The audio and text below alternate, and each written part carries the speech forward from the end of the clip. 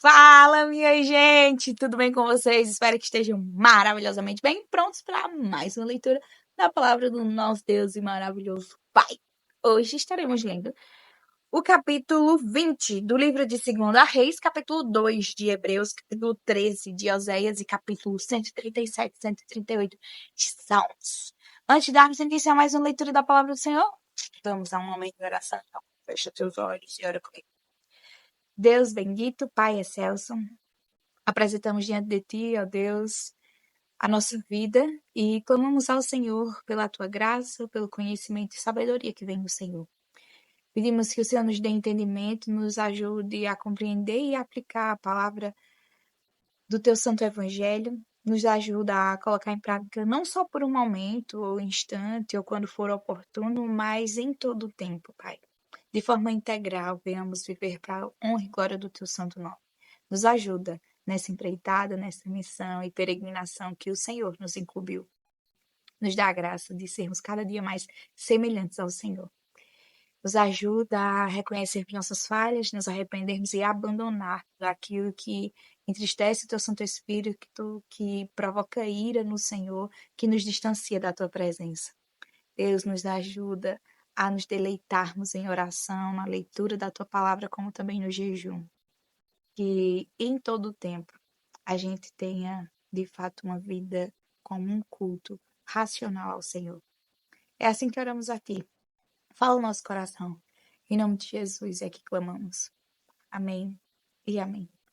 Capítulo 20 do livro de 2 Reis, que diz o seguinte: Por esse tempo, Ezequias adoeceu de uma enfermidade mortal. O profeta Isaías, filho de Amós, foi visitá-lo e lhe disse: Assim diz o Senhor, ponha em ordem a sua casa, porque você morrerá. Você não vai escapar. Então Ezequias virou o rosto para a parede e orou ao Senhor, dizendo: Ó Senhor, lembra-te de que andei diante de ti com fidelidade, com coração íntegro, e fiz o que era reto aos teus olhos. E Ezequias chorou amargamente. Antes que Isaías tivesse saído do pátio central, a palavra do Senhor veio a ele, dizendo: Volte e diga a Ezequias, príncipe do meu povo. Assim diz o Senhor, o Deus de Davi, seu pai. Ouvi a sua oração e vi as suas lágrimas. Eis que eu vou curá-lo, e ao terceiro dia você subirá à casa do Senhor. Acrescentarei 15 anos à sua vida e livrarei das mãos do rei da Síria tanto você quanto esta cidade. Defenderei esta cidade por amor de mim e por amor a Davi, meu servo. Isaías disse mais: Peguem uma pasta de figos. Eles a pegaram e a puseram sobre a úlcera, e Ezequias recuperou a saúde. Ezequias perguntou a Isaías: Qual será o sinal de que o Senhor me curará e de que ao terceiro dia subirei à casa do Senhor? Isaías respondeu: Este é o sinal que você receberá do Senhor para indicar que ele cumprirá o que prometeu. Você quer que a sombra se adiante 10 graus ou que retroceda 10 graus? Ezequias respondeu: É fácil a sombra adiantar 10 graus, mas que não seja assim, pelo contrário, que ela retroceda 10 graus. Então o profeta Isaías clamou ao Senhor, e ele fez retroceder 10 graus a sombra lançada pelo sol declinante no relógio de Acais.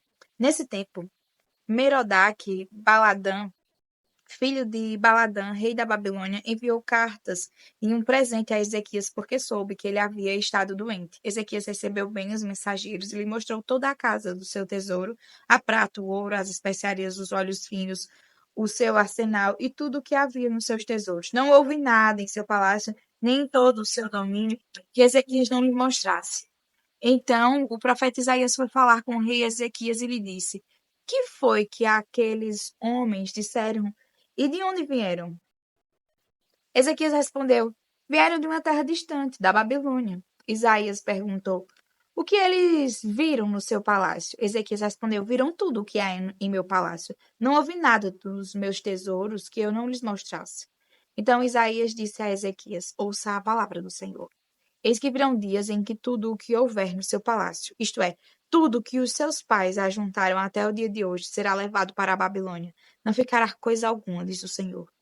Alguns dos seus próprios filhos gerados por você serão levados para que sejam eunucos no palácio do rei da Babilônia. Então Ezequias disse a Isaías: Boa é a palavra do Senhor que você falou. pois ele pensava assim: enquanto eu viver, haverá paz e segurança. Quanto aos demais atos de Ezequias, a todo o seu poder, como fez o tanque e o aqueduto e trouxe água para dentro da cidade, não está tudo escrito no livro da história dos reis de Judá? Ezequias morreu e Manassés, seu filho, reinou em seu lugar. Capítulo 2 do livro de Hebreus. Por esta razão, importa que nos apeguemos com mais firmeza às verdades ouvidas, para que delas jamais nos desviemos. Porque se a palavra falada por meio de anjos se tornou firme, e toda transgressão ou desobediência recebeu justo castigo, como escaparemos nós se não levarmos a sério tão grande salvação? Esta tem sido anunciada inicialmente pelo Senhor, depois nos foi confirmada pelos que a ouviram. Também Deus testemunhou juntamente com eles por meio de sinais, prodígios, vários milagres e a distribuição do Espírito Santo segundo a sua vontade. Pois não foi a anjos que Deus sugestou o mundo que há de vir, sobre o qual estamos falando. Pelo contrário, alguém em certo lugar deu testemunho dizendo: que é o homem que dele te lembres, ou o filho do homem que o visites? Fizeste-o por um pouco menor do que os anjos, e de glória e de honra o coroastes. Todas as coisas as sujeitastes debaixo dos seus pés. Ora, ao lhe sujeitar todas as coisas, nada deixou fora do seu domínio. Neste momento, porém, ainda não vemos todas as coisas a ele sujeitas. Vemos, porém, aquele que por um pouco foi feito menor do que os anjos, Jesus, que por causa do sofrimento da morte foi coroado de glória e de honra, para que pela graça de Deus provasse a morte por todos. Porque convinha que Deus, por causa de quem e por meio de quem todas as coisas existem, conduzindo muitos filhos à glória, aperfeiçoasse por meio de sofrimentos o autor da salvação deles. Pois tanto o que santifica como os que são santificados, todos vêm de um só. É por isso que Jesus não se envergonha de chamá-los de irmãos, dizendo: a meus irmãos declararei o teu nome no meio da congregação, eu te louvarei. E outra vez, eu porei nele a minha confiança. E ainda, eis aqui estou eu e os filhos que Deus me deu. Visto, pois, que os filhos têm participação comum de carne e sangue, também Jesus igualmente participou dessas coisas, para que, por sua morte, destruísse aquele que tem o poder da morte, a saber, o diabo, e livrasse todos os que, pelo pavor da morte, estavam sujeitos à escravidão por toda a vida.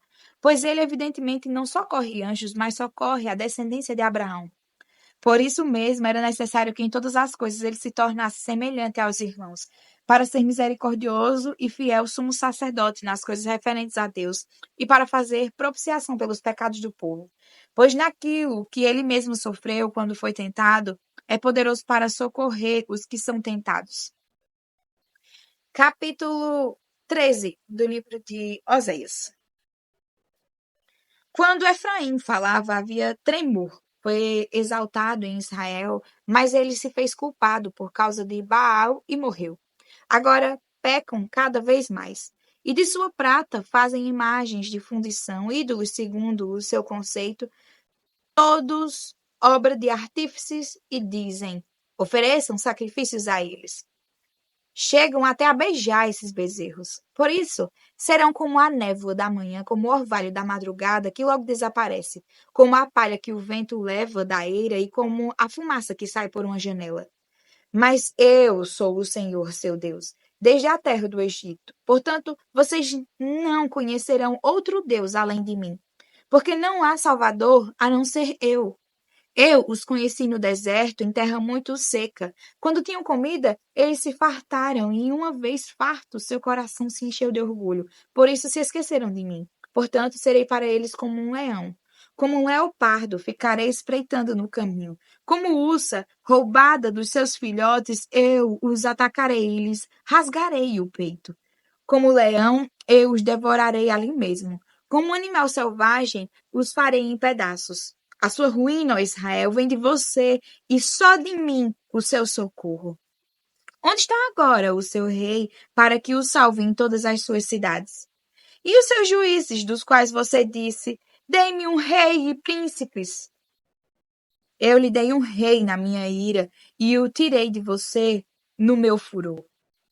As iniquidades de Efraim estão atadas juntas. O seu pecado está armazenado. As dores de parto virão, mas ele é filho insensato. Porque será tempo de nascer, mas ele não estará no lugar por onde deve vir ao mundo. Eu os remirei do poder do inferno e os resgatarei da morte. Onde estão a morte e as suas pragas? Onde está, ó inferno, a sua destruição? Meus olhos estarão fechados para a compaixão. Ainda que Efraim dê frutos entre os irmãos, virá o vento leste, vento do Senhor, subindo do deserto. Ele secará a sua nascente e estancará a sua fonte. Ele saqueará o tesouro de todas as coisas preciosas. Samaria levará sobre si a sua culpa, porque se rebelou contra o seu Deus. Cairá a espada, seus filhos serão despedaçados e as suas mulheres grávidas serão abertas pelo meio. Capítulo 137 do livro de Salmos. Às margens dos rios da Babilônia, nós nos assentávamos e chorávamos, lembrando-nos de Sião. Nos salgueiros que lá havia, pendurávamos nas nossas harpas, pois aqueles que nos levaram cativos nos pediam canções. E os nossos opressores queriam que fôssemos alegres, dizendo: Cantem para nós um dos cânticos de Sião. Mas como poderíamos entoar um cântico ao Senhor em terra estranha? Se eu me esquecer de você, ó Jerusalém, que a minha mão direita se resseque, que a minha língua fique colada ao céu da boca, se eu não me lembrar de você, se eu não preferir Jerusalém a minha maior alegria. Contra os filhos de Edom, lembra-te, Senhor, do dia em que Jerusalém foi tomada, pois diziam: arrasem, arrasem Jerusalém até os seus alicerces. Filha da Babilônia, você que será destruída, feliz aquele que lhe retribuiu o mal que você nos fez. Feliz aquele que pegar os seus filhos e esmagá-los contra a pedra. Capítulo 138 de Salmos. Eu te darei graça, Senhor, de todo o meu coração, na presença dos poderosos te cantarei louvores. Voltado para o teu santo templo, eu me prostrarei e louvarei o teu nome, por causa da tua misericórdia e da tua verdade, pois engrandecestes acima de tudo o teu nome e a tua palavra. No dia em que eu clamei, tu me respondestes e alentastes a força de minha alma. Todos os reis da terra te louvarão, Senhor, quando ouvirem as palavras da tua boca, e cantarão os caminhos do Senhor. Pois grande é a glória do Senhor. O Senhor é excelso, contudo, atenta para os humildes. Os soberbos, ele os conhece de longe. Se ando em meio à angústia, tu me refazes a vida. Estendes a mão contra a ira dos meus inimigos, a tua mão direita me salva. O que diz respeito a mim, o Senhor levará a bom termo. A tua misericórdia, o Senhor, dura para sempre. Não desampares as obras das tuas mãos.